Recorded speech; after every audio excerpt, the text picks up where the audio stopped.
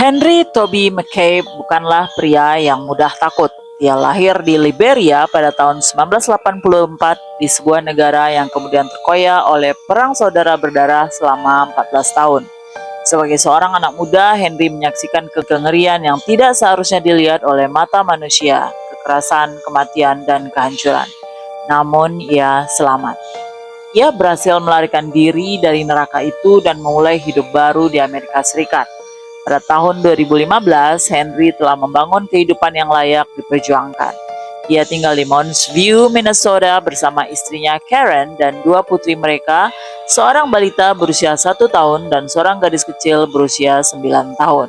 Ia bekerja sebagai auditor untuk Minnesota Department of Revenue, sebuah pekerjaan yang ia tekuni dengan serius dan banggakan. Ia adalah pembicara publik yang ulung, bahkan dijadwalkan untuk berpidato di konvensi serikat kerjanya pekan itu juga. Henry juga seorang atlet. Ia bermain sepak bola dalam tim lokal, menghibur rekan-rekannya dengan lelucon-lelucon lucu di sela-sela pertandingan. Di mata komunitas Liberian Amerika di Minnesota, ia adalah sosok yang dihormati, bahkan dikabarkan sedang mempertimbangkan untuk kembali ke Liberia dan terjun ke dunia politik. Tepat sebulan sebelum ia menghilang, Henry dan Karen merayakan ulang tahun pernikahan mereka yang ke-11. Tidak ada yang tahu bahwa bulan madu itu akan menjadi awal dari mimpi buruk. Malam terakhir antara tawa dan bir. Tanggal 6 September 2015 adalah hari Minggu. Hari buruh atau Labor Day akan tiba keesokan harinya. Karen dan kedua putri mereka sedang berada di California mengunjungi keluarga. Henry yang harus bekerja ditinggal sendirian di rumah. Malam itu, Henry memutuskan untuk bersenang-senang. Ia pergi ke sebuah klub malam bernama Pavlitsky's on 65 di Spring Lake Park, ditemani oleh dua orang, William Papous Kennedy dan Calvin Johnson. Siapa mereka? Kennedy adalah seorang kenalan, bukan sahabat dekat. Ia adalah sesama imigran Liberia, mantan pemain basket terkenal di kampung halamannya sebelum pindah ke Minnesota. Malam itu, Kennedy yang mengemudikan mobil. Calvin Johnson adalah teman yang lebih akrab dengan Henry. Dialah yang kemudian mengaku mengambil dompet Henry karena pria itu sudah sangat mabuk atau very intoxicated. Dan ia khawatir Henry akan terus membeli minuman. Untuk melindunginya, kata Johnson kemudian. Tapi tindakan melindungi itu justru memicu rangkaian peristiwa yang tak terduga. Henry diturunkan di tengah malam tanpa dompet, tanpa uang, tanpa kartu identitas, dan tanpa kunci rumahnya, karena kunci itu masih dipegang oleh Kennedy. Tengah malam yang kelam saat sejarah berubah. Sekitar pukul 2 dini hari, tanggal 7 September 2015, ketiganya meninggalkan klub. Kennedy setuju untuk mengantar Henry pulang, tapi Henry justru meminta sesuatu yang aneh. Ia tidak mau diantar pulang. Ia minta diturunkan di sebuah pom bensin di tengah malam dalam kondisi mabuk, tanpa dompet, tanpa kunci. Don't worry, just drop me to the gas station. This whole area is my area, kata Henry kepada Kennedy, seperti yang dikenang oleh Calvin Johnson kemudian. Jangan khawatir, turunkan aja aku di gas station atau di pom bensin. Area ini seluruhnya adalah area aku. Kennedy menurut. Ia mengaku menurunkan Henry di sebuah Super America gas station di persimpangan Highway 65 dan 73rd Avenue, Fred Lee. Namun ketika polisi memeriksa rekaman CCTV di lokasi itu, tidak ada kamera yang menangkap mobil Kennedy. Kennedy pun mengoreksi pernyataannya. Mungkin saya salah lokasi. Akhirnya polisi menemukan rekaman yang menunjukkan Kennedy menurunkan Henry di Holiday Gas Station di persimpangan Central Avenue dan Hackman Avenue, sekitar 2 mil dari lokasi yang pertama kali ia sebutkan. Sebuah kesalahan yang aneh, sebuah kebohongan, atau hanya kekeliruan seorang pria yang juga mungkin mabuk? Tapi satu fakta tetap mengganjal. Kennedy masih memegang kunci rumah Henry saat ia pergi meninggalkannya. Pukul 2.23 dini hari, lebih dari 3.000 km jauhnya di California, ponsel Karen McCabe bergetar. Ia melihat nama suaminya muncul di layar. Mungkin Henry hanya ingin mendengar suaranya sebelum tidur, pikir Karen. Mungkin ia rindu. Tapi ketika ia menjawab, yang ia dengar bukanlah halo sayang, yang ia dengar adalah teriakan. Henry berteriak kesakitan. Ia mengatakan sesuatu tentang seseorang menembaknya. Someone shot him. Latar belakang panggilannya dipenuhi oleh suara-suara aneh. Geraman yang tidak seperti suara manusia, suara yang membuat bulu kuduk merinding. Karen berpikir cepat, mencoba menghubungi kakak iparnya, Timothy Barber. Ia berharap Timothy bisa melacak Henry. Timothy tidak mengangkat teleponnya. Panggilan itu masuk ke voicemail. Dan voicemail itu secara tidak sengaja merekam 2 menit terakhir dari panggilan Henry. Isi rekaman itu tidak pernah dirilis sepenuhnya ke publik.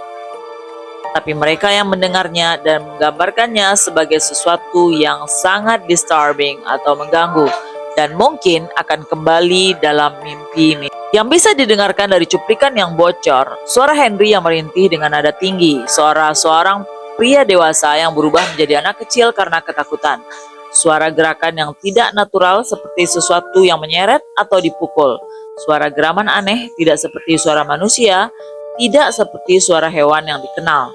Jeda sunyi yang mencekam. Di akhir rekaman, setelah beberapa detik keheningan, sebuah suara pria asing berkata dengan tegas, "Stop it." Suara itu bukan suara Henry. Lalu siapa? Ponsel Henry terputus segera setelah itu. Ping terakhir ponselnya memantul dari menara seluler di dekat Creekview Park, New Brighton, sekitar 4 hingga 5 mil di timur lokasi pom bensin. Bukan di jalan menuju rumahnya yang letaknya di barat. Henry sedang pergi ke arah yang salah, atau seseorang sedang membawanya ke sana. Pencarian yang menghantui, 2 bulan dalam ketidakpastian. Pencarian dimulai, lebih dari 50 sukarelawan bergabung dengan polisi, menyisir area dalam radius 3 mil dari rumah Henry. Rekan-rekannya di Departemen Pendapatan Minnesota tidak percaya Henry tidak muncul untuk bekerja.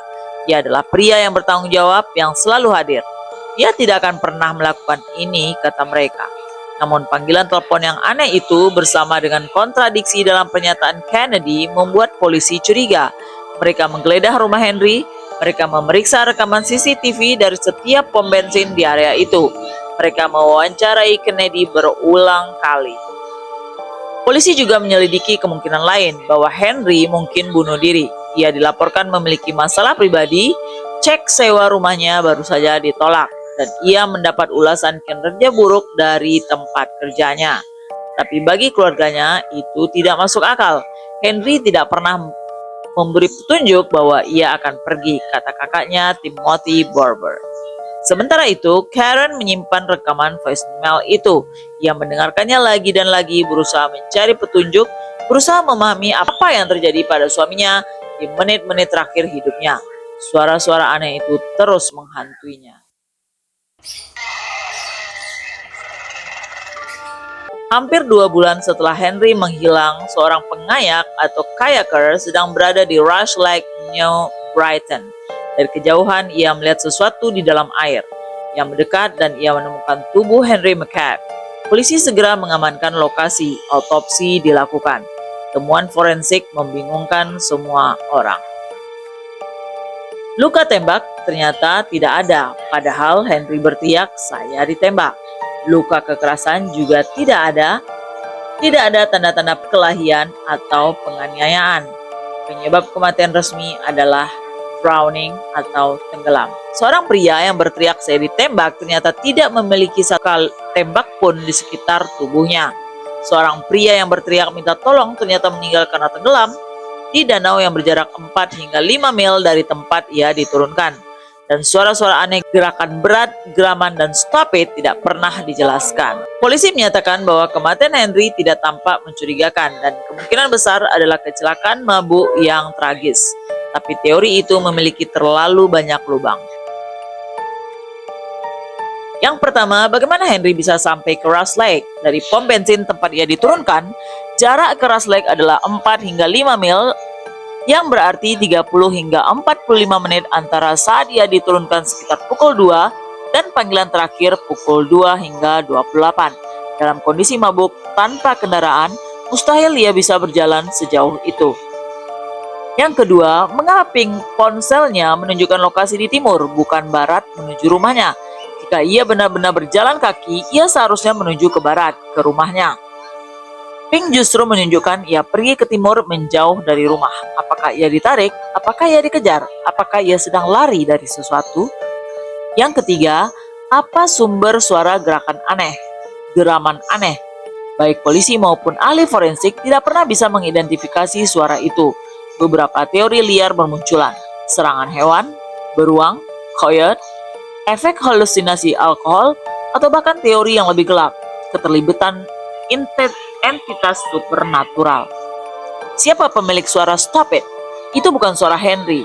Itu suara pria dewasa lain yang bicara dengan tegas, seolah-olah menghentikan sesuatu atau menghentikan seseorang. Yang kelima, apa yang terjadi dengan Kennedy dan Johnson? Kennedy yang memberikan informasi lokasi yang salah 2 kali, yang masih memegang kunci rumah Henry saat meninggalkannya, dan yang tidak bisa menjelaskan secara konsisten apa yang terjadi malam itu, tidak pernah dijadikan tersangka. Calvin Johnson yang mengambil dompet Henry untuk melindunginya juga tidak pernah dimintai pertanggungjawaban lebih lanjut.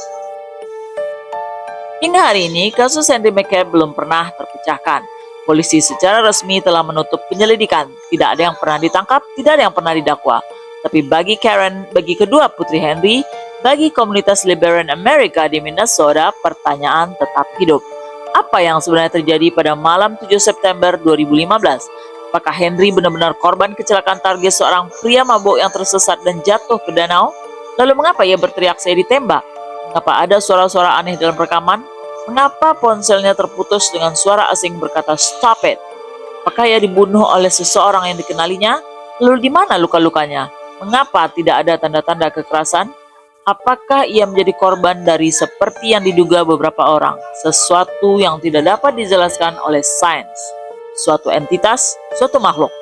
Atau apakah jawabannya lebih sederhana dan lebih mengerikan, bahwa 2 orang yang bersama Henry malam itu yang seharusnya mengantarkannya pulang dengan selamat justru mengetahui lebih banyak daripada yang mereka katakan?